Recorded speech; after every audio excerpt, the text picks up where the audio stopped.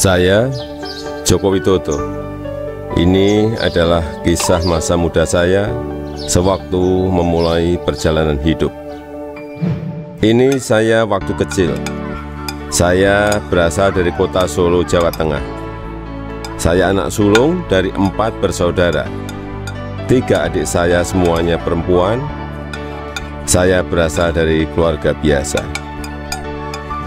Kami berulang kali pindah rumah kontrakan, rumah sederhana yang mampu dibayar Bapak untuk tempat tinggal kami sekeluarga.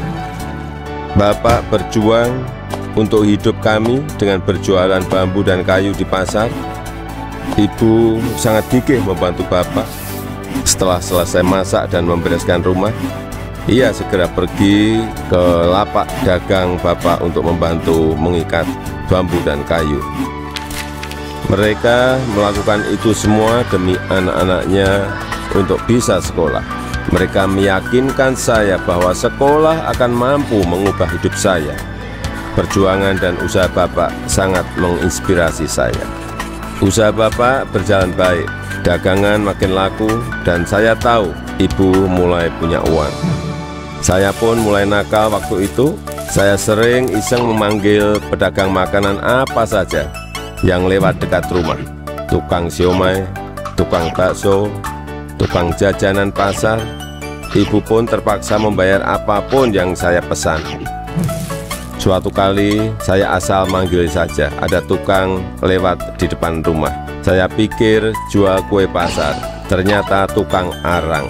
Ibu muncul sebelum saya sempat berlari. Terpaksa ibu membelinya dan langsung menyodorkan bungkusan berisi arang untuk saya makan sambil berkata, "Ayo makan, habisin ya, kamu kan yang kepengin jajan."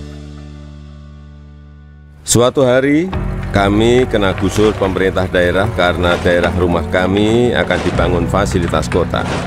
Kami sekeluarga terusir begitu saja tanpa ada perhatian di mana kami akan tinggal. Kejadian ini membuat kami sekeluarga sangat terpukul. Kami terpaksa menumpang di rumah paman. Keadaan yang sulit membuat kami sekeluarga gigih berjuang lebih keras. Bapak menjadi sopir angkutan umum. Setelah sekolah, saya membantu ibu berjualan di pasar meneruskan usaha Bapak. Kami sekeluarga menjalani hidup tanpa mengeluh dan saling mengalirkan energi positif. Bersama-sama kami berjuang untuk tidak lagi menumpang.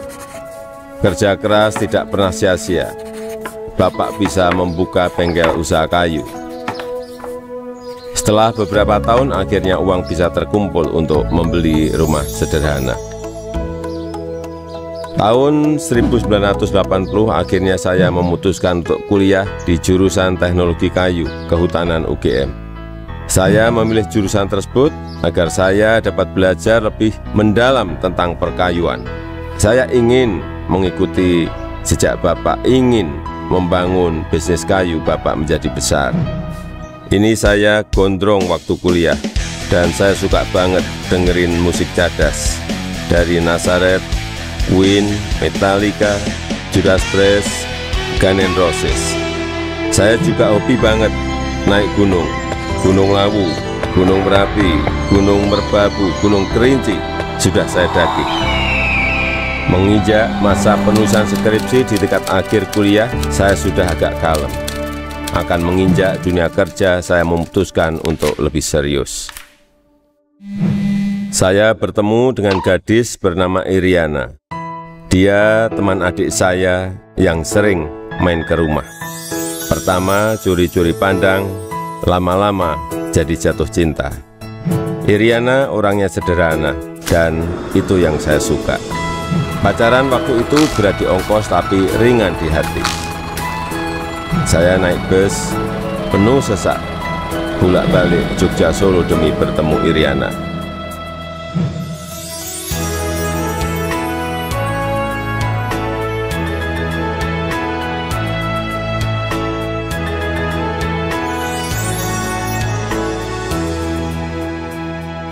Lulus kuliah tahun 1985, saya melamar ke sebuah perusahaan kertas di Aceh.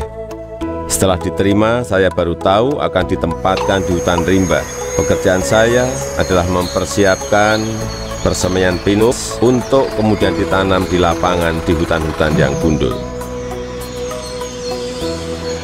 Beberapa bulan setelah itu saya kembali ke Solo untuk menikahi Iriana dan menyiapkan keberangkatan kami ke Aceh. Masa awal pernikahan kami berada di dalam hutan rimba selama 2,5 tahun. Pada tahun kedua, Iriana sudah dalam kondisi hamil dan kita memutuskan untuk melahirkan anak pertama kami di Solo. Kembali ke Solo, mulai ikut paman bekerja di pabrik mebel untuk mencari pengalaman. Di sini saya belajar banyak tentang bagaimana menjadi pengusaha yang baik. Semua posisi pernah saya lakoni, di produksi, di pemasaran, semuanya pernah saya alami. Tahun 1987, anak pertama saya lahir, Gibran Rakabuming. Gibran itu singkatan dari gigih dan berani. Saya ingin putra pertama saya punya semangat hidup seperti namanya. Lahirnya Gibran juga memicu saya untuk mendirikan perusahaan pertama saya yang bergerak di bisnis mebel dengan nama CV Rakabu.